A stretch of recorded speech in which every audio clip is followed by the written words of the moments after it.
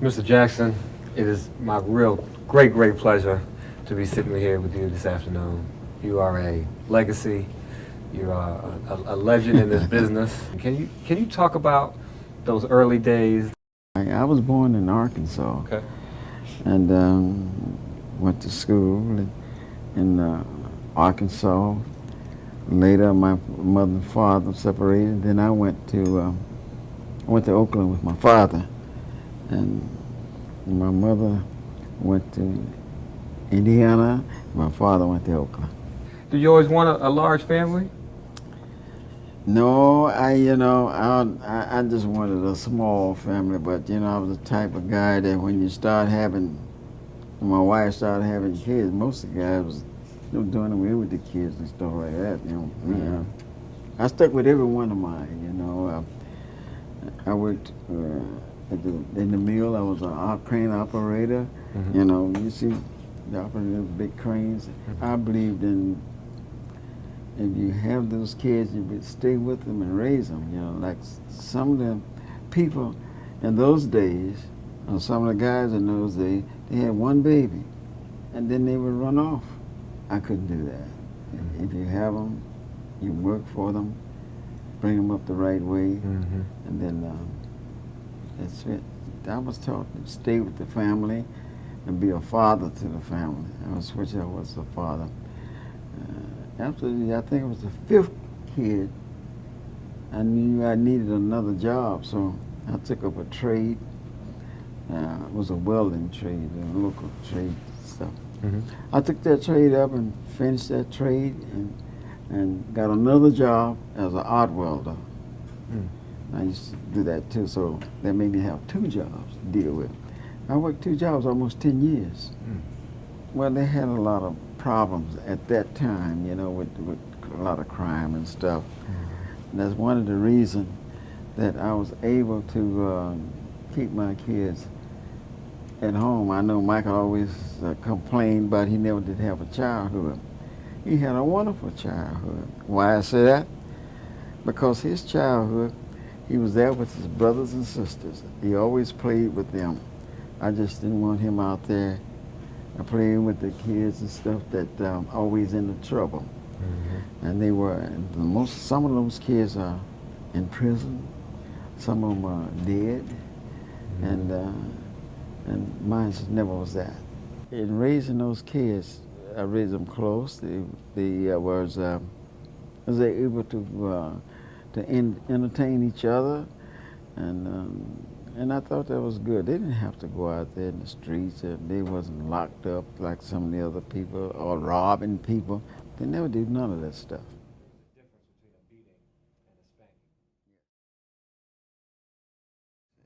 And I asked you a question. There is a difference between a beating and a spanking. A spanking, you just spank them a little bit with your hand or something, let them know that's wrong what they're doing. A beating come from the slavery days. When they used to beat the slaves, because when the slaves tried to run for freedom or something, they grabbed them and beat them and tortured them, And they beat them with just about anything they get their hands on, put scars on them and all that type of thing. And that's the difference between beating, and that's where it came from in the slavery days by the slave masters. Tell me, when did music become a part of their lives? Was that a dream of yours? Was that something that you saw that could protect them even more? Well, that came from me being involved with some type of music and things and rehearsing, and they'd be standing around listening and looking. And when I bought my instruments, and my wife used to sort of like scold me about buying so many instruments because I kind of want them involved with it as well. And so after being them involved with the instruments, Tito used to play my guitar and all that stuff, and he learned how to play pretty good. And then the group, my wife, who rehearsed them a lot too, she found out they were had good harmony when they sing, and the one was playing the guitar, and the one was playing the bongos and stuff. So it was making a little noise. Was there a moment, Mr. Jackson, where you looked at your kids, or maybe it was Tito first, and maybe Jermaine, or all of them, and you said, you know what, there's something really special about my boys. Like, these aren't regular boys. There's some talent there. Well, I saw the talent there, and they were learning real good. But when Michael got involved with singing with them and all that type of thing, I really saw the real talent there because he was doing things, spinning and dancing and all that stuff, which most, most artists gets on stage when they get ready to perform. It's one foot to the other one. They don't have any magic in what they're doing on stage. But Michael had it all, you know. He was learning. He must have been rehearsing a little bit, you know, off to the side when no one was looking, but he was very good dancing and spinning and doing a split, you know. Back then they were doing a split. The James Brown split? Yeah. Yeah. But he learned real fast. So you saw magic in Michael? I saw magic in all of them with Michael leading, leading the songs, yeah. But Jermaine's a very good leader too. Jermaine, it's kind of hard to tell which one's the better singer, but I think Jermaine may be just a little bit better ballad singer than Michael is. But one thing Jermaine couldn't do, he couldn't dance and play that guitar like Michael could. Yeah. So Michael could dance, yeah. So he couldn't put it all together. He couldn't put it all out together at the same time. And when did you know? Do you remember their first performance? Like when you took them out in front of people? Obviously, there must have been a lot of performances in the living room first, or in the house.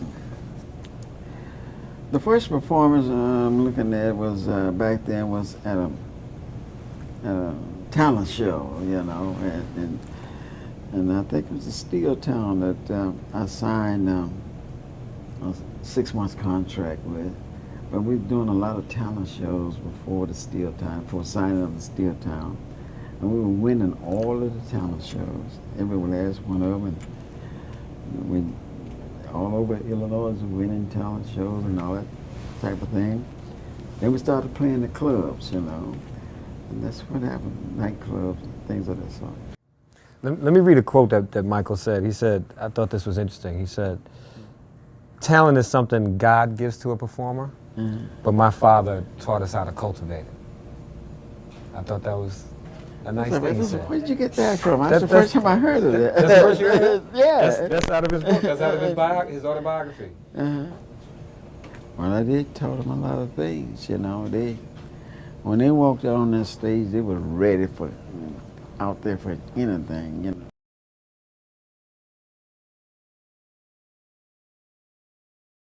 Tell me about that Apollo night. Do you remember it like it was yesterday? Oh yeah, because. Tell me about that. Well, there was a place where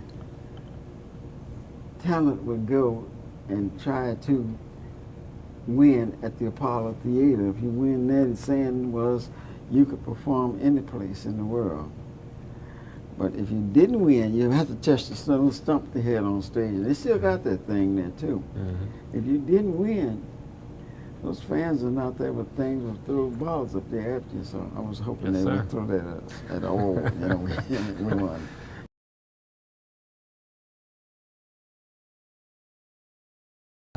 You performed for Barry, or were you asked to come back? We did a little type of audition for Barry, yes. Barry sort of like scratched his head and, you know, I don't know, kids, you know. But we did this little talent for him, and he told me to sign him up. Sign him up. What did that feel like? Yeah. Well, that felt good. I You know, bet. Motown, sign you up. Sign you up. Yeah.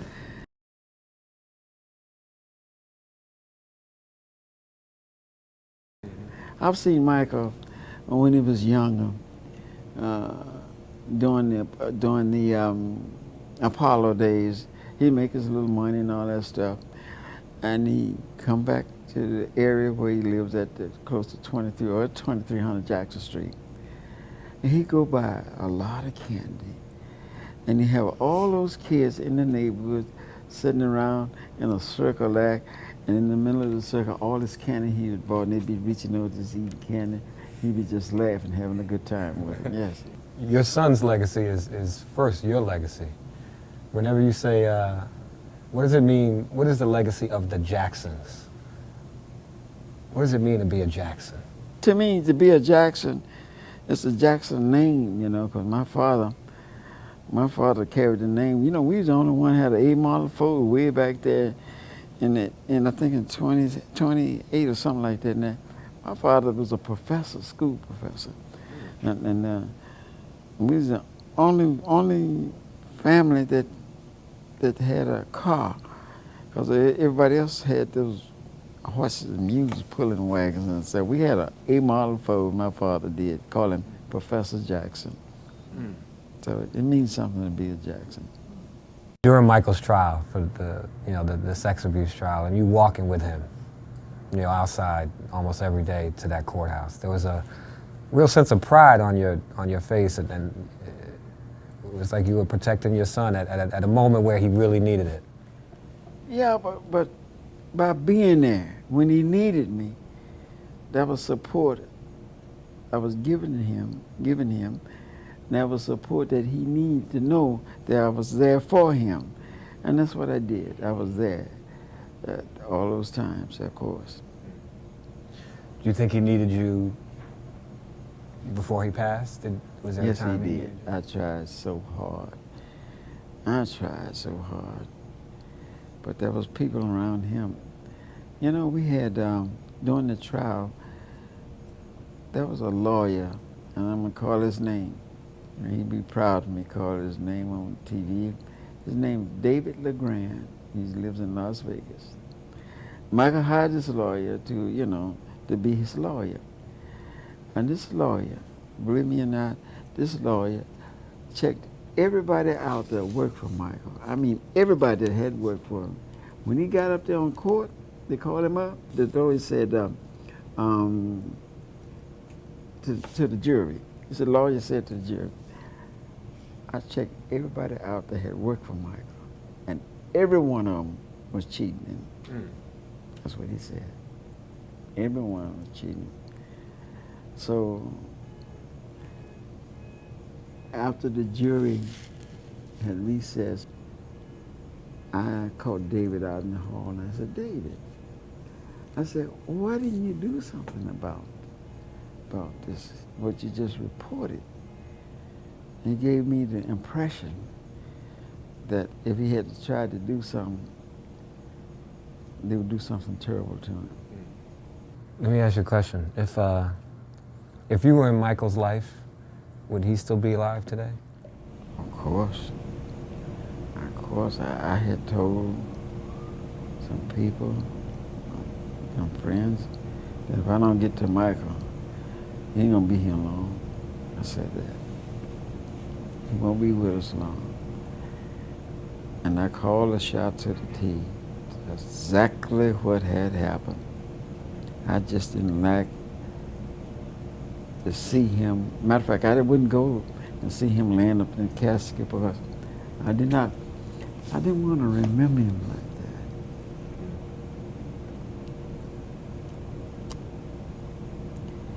You know, I wanted to remember him live and dancing on stage.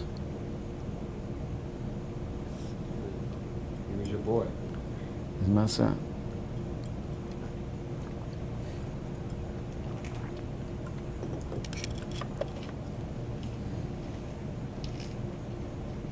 Something came up the other day. There's so many stories, so many things, but the other day was that Michael may have had another child. It's Omar is his name. And then everyone's like, oh, he was sitting right there next to Rebbie, and everyone's trying to connect some dots. Did you know that as Michael's other son? Yes, I knew he had another son. Yes, I did. And he looks like a Jackson. Oh, yes. He looks like a Jackson. He acts like a Jackson. He can dance like a Jackson. And just that. This boy's a fantastic dancer. Matter of fact, he teaches dancing. Yes. So maybe he's the future of the family. I don't know. I can't say that yet until I see it happen. I appreciate it. Thank you. Thank you very much.